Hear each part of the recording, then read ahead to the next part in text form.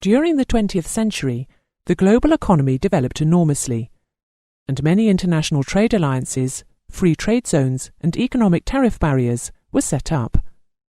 Whilst this was fine for the countries concerned, this led to some severe trade protectionism, which in turn severely restricted the growth of commercial air traffic enterprises. Added to this, the escalating costs of aircraft and fuel, and the monopolization of the major air routes by the large national carriers, led to a general inability of the smaller air carriers to flourish. To survive, smaller organizations turned to the leasing of aircraft to minimize their costs. This meant that the whole issue of liabilities, insurance and safety urgently needed addressing, and this was recognized by the ICAO as early as 1948, through the Convention on the International Recognition of Rights in Aircraft.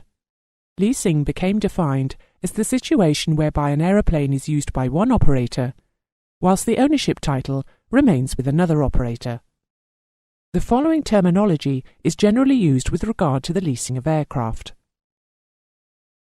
Wet lease is when the leased aeroplane is operated under the Air Operator Certificate, AOC, of the lessor, the operator lending the aeroplane to the lessee. Dry lease is when the leased aeroplane is operated under the Air Operator Certificate of the lessee, the operator borrowing the aircraft. Leasing between JAA operators has become commonplace, together with the terms wet or dry lease out or in. Permission must be obtained from the regulatory authorities to undertake such leases.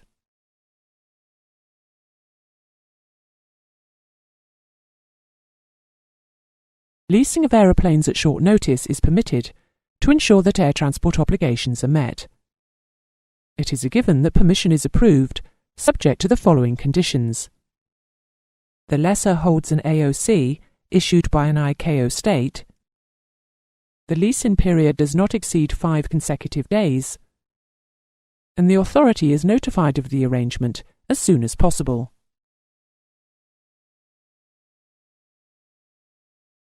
The European Union, however, took the view that it needed to legislate for aircraft leasing arrangements independently of the international systems.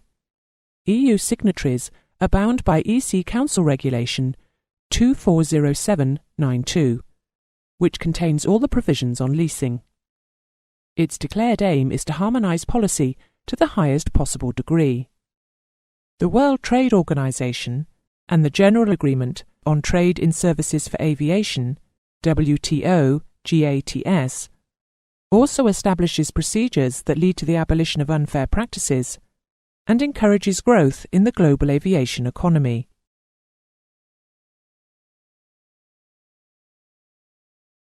In 1948, the Council of the ICAO established rights in aircraft on air traffic. This relates to the international laws that concern ownership of aircraft and the rights of the lender or mortgagee, and recognises ownership and rights of possession.